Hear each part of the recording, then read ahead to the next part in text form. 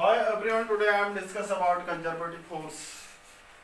तो होता क्या है कंजर्वेटिव फोर्स? देखो फोर्स तो हम पढ़ चुके हैं। कंजर्वेटिव फोर्स होता क्या है? देखो, if the work done by the force, if the work done by the force is displacing an object, अगर कोई वर्क डन फोर्स के द्वारा वर्क डन किया जाता है, ऑब्जेक्ट को डिस्प्लेस्ड किया जाता है, तो वो ओनली डिपेंड्स करता है किस पर? डिपेंड्स ओनली इनिशियल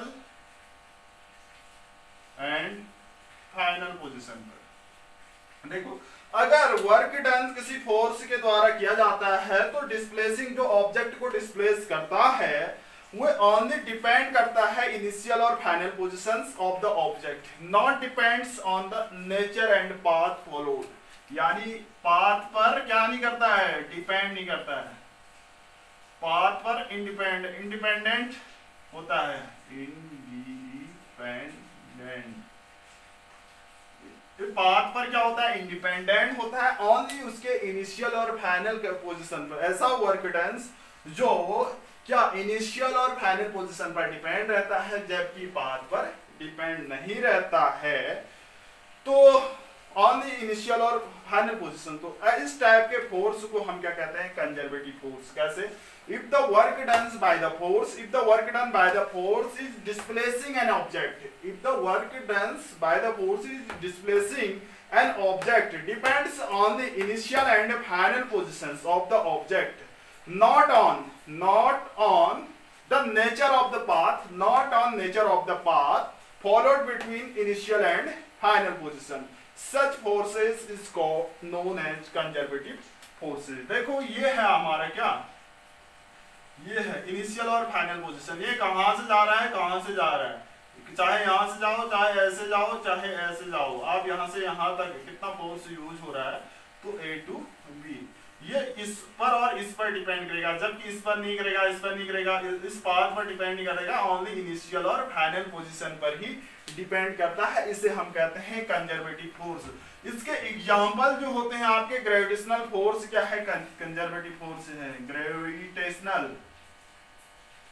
ग्रेविटेशनल जो फोर्स है आपका क्या है? ये हम बताएंगे कंजर्वेटिव फोर्स है। ठीक है, ग्रेविटेशनल फोर्स कंजर्वेटिव फोर्स है। ठीक है, इसके बाद हम इसमें कुछ चीजें आती है। Work done by conservative force. कितना वर्क किया जाता है कंजर्वेटिव फोर्स के द्वारा? देखिए, work done by conservative force. Work done by the conservative force. देखो, इसके पॉइंट हम पढ़ते जाते हैं। Work done by the conservative force. First points, work done bye against the conservative force. Work done by और अगेंस्ट द कंजर्वेटिव फोर्स, यानी conservative force के against हम क्या करते हैं? वर्क करते हैं। In a moving body from one position to another position depends on the initial और फाइनल पोजीशन पर है। यानी जो वर्क डन बाय या अगेन क्या? Conservative force in moving body from one position to another positions depends on the initial and final position पर depend करता है।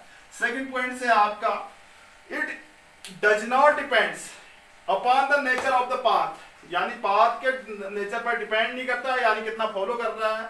The body going from initial to final position, it does not depends upon the nature of the path followed by the body in going from initial and final positions। ठीक है, last point, third point, work done by और against force is said to be. जो work done हो रहा है या force के against जो force again a force is said to be conservative होता है if work done by the force in moving particle along a close path. किसी क्लोज पाथ के अलोंग मूव कर रहा है तो क्या होगा? उसका नेट वर्क डन 0 होगा। देखो, अब हमारा ये यहां से यहां तक गई बॉडी, पहले हम यहां से A से B गए, फिर B से A आए, पहले A से A to B गए, फिर B to A आए। तो इस दौरान वर्क डन जो होगा क्या होगा? आपका 0 होगा। यानी जो WABA जो होगा पूरे साइक्लिक में, ABA जो होगा आपका 0 होगा। क्यों होगा? क्योंकि ये WABAB is equal to minus WBA होगा, तभी ये वर्क डन क्या होगा, 0 होगा। ये देखो WAB plus WBA equal to 0। ये टोटल वर्क डन क्या आया आपका, ये WABA इक्वल टू क्या आ जाता है, 0 आ जाता है। ठीक है, तो ये क्या होगा आपका वर्क डन होगा, WAB is equal to WBA is equal to 0। इसको हम ऐसा दिख नहीं रहा है यहाँ पर, शायद मैं लिख दे रहा हूँ, इसको हम ऐसा लिख सकते हैं, this implies that WAB plus WBA को हम ऐसा लिख सकते हैं, WABA इज इक्वल टू क्या आ जाता है, 0 आ जाता है, किसी क्लोज पाथ की बात करते हैं। ठीक है, ये तो है work done by the conservative force. किसी साइक्लिक प्रोसेस में नेट वर्क डन कितना होता है, 0 होता है। ग्राउंड ट्रेप में नेट वर्क डन क्या होगा, 0 होगा। इसके बाद आता है non conservative force. Non conservative force, यहां पर मैं नॉन लिख दे रहा हूं, नॉन कंजर्वेटिव फोर्स। देखो अब ये इनिशियल और फाइनल पोजीशन पर डिपेंड ही करता है, ओनली किस पर डिपेंड करेगा, पाथ पर डिपेंड करेगा। देखो कैसे होगा, if the work done by a force of an object from one position to another position depends upon the path between, यानी ये पाथ पर depend, path between the two positions, such forces are called non conservative forces. अब ये forces क्या है, initial और final पर depend न करते हुए इस पाथ पर भी डिपेंड करेगा। ठीक है, ये क्या करेगा, पाथ पर डिपेंड करेगा। ये क्या है, डिपेंड किस पर करेगा, डिपेंड ये पाथ पर, path followed by the object, और इंडिपेंडेंट, इंडिपेंडेंस किस पर, इनिशियल एंड फाइनल पोजीशन, इस पर इंडिपेंडेंट होगा। तो क्या कहा, if the work done by the force displacing an object from one position to another position depends on the path between two position, such forces is known as क्या, conservative forces. अब देखिए हम क्या करते हैं, सपोज W1 W2 W3 क्या है, W1, W2, W3, ये क्या है, work done denoted the net work done moving body from A to B। देखो एक बॉडी है, वर्क डन W1 W2 हम शो कर रहे हैं, ये बॉडी है, A से B जा रहे हैं हम। ठीक है, ये क्या है, इस दौरान W1 वर्क डन हो रहा है, फिर दूसरी बार हम कहां से, ये दूसरा रास्ता है, फिर ऐसे यहां पर पहुंचे, इस दौरान W2 सेकंड वे है, ये फर्स्ट है, इस दौरान W2 हुआ और इस दौरान W1 हुआ। थर्ड जो है आपका कुछ इस टाइप से आ रहा है, ये थर्ड रास्ता है जिस दौरान वर्क डन W3 हुआ।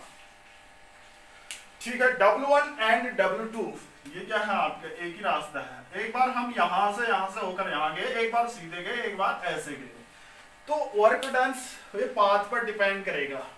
ठीक है, अब देखो वर्क डन पाथ पर डिपेंड करेगा। 3 से B तक जा रहे हैं, 3 डिफरेंट पाथ है, ये 1 2 3 डिफरेंट पाथ है। इस दौरान क्या है, work done. If force is non conservative, force अगर नॉन कंजर्वेटिव है तो ये W1 does not equal to W2 does not equal to W3, ये क्या होगा, वर्क डन इक्वल नहीं होंगे इस दौरान।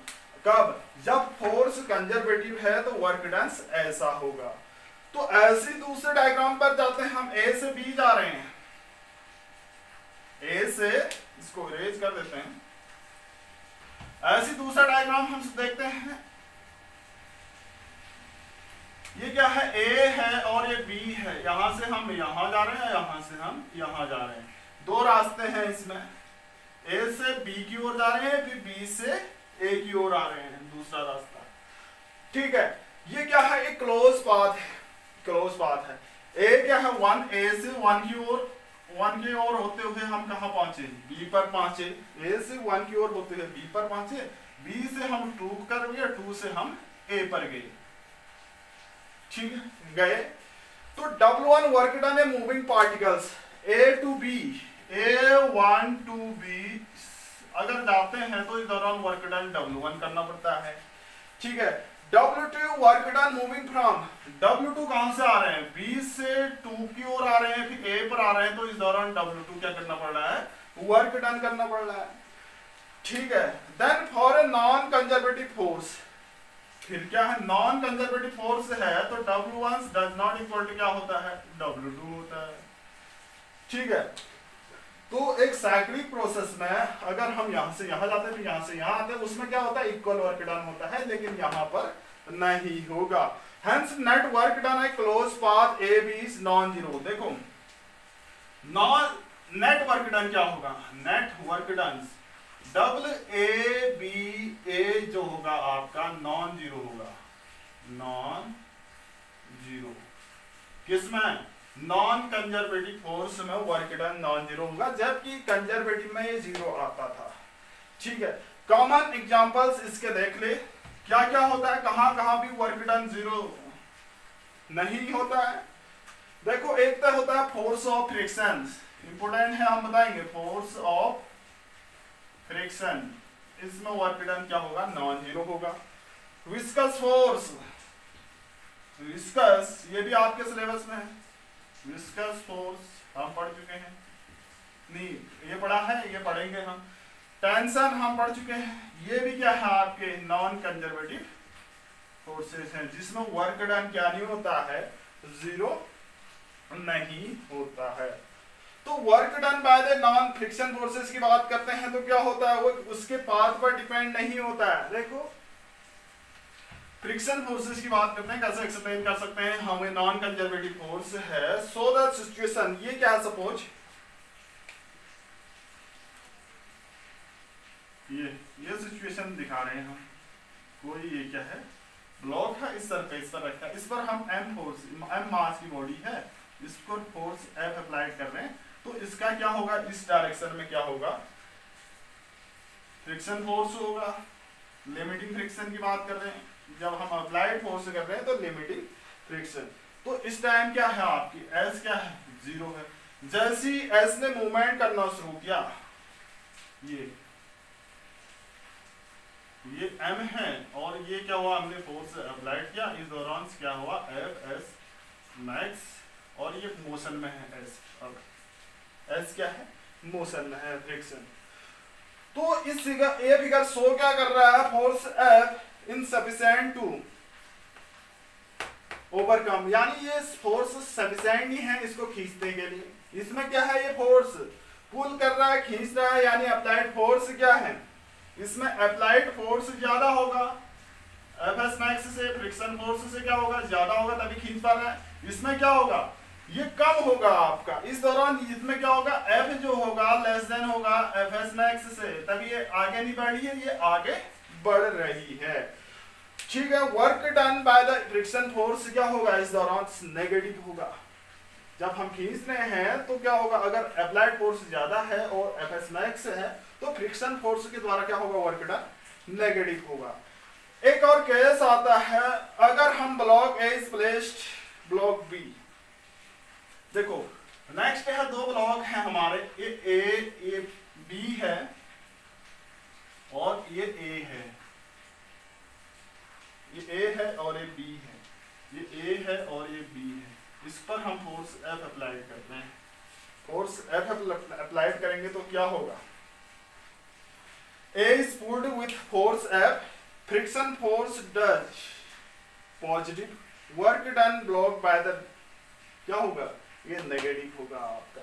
हम फोर्स इधर की ओर लगा रहे हैं और उसका वर्क डन पीछे की ओर क्या हो रहा है, नेगेटिव। किसके अगेन, फ्रिक्शन फोर्स के अगेन हमें वर्क डन कर रहे हैं तो नेगेटिव वर्क डन होगा। तो ये क्या होगा, हमारा वर्क डन क्या होगा, इस कंडीशन में नेगेटिव होगा।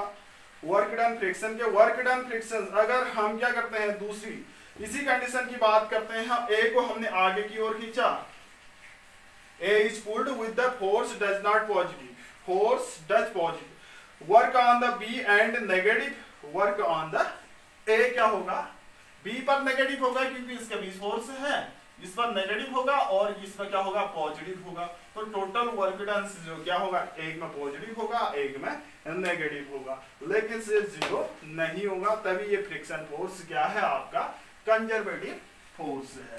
ठीक है, आज के लिए इतना ही। नेक्स्ट वीडियो में हम पढ़ेंगे नया टॉपिक, एनर्जी।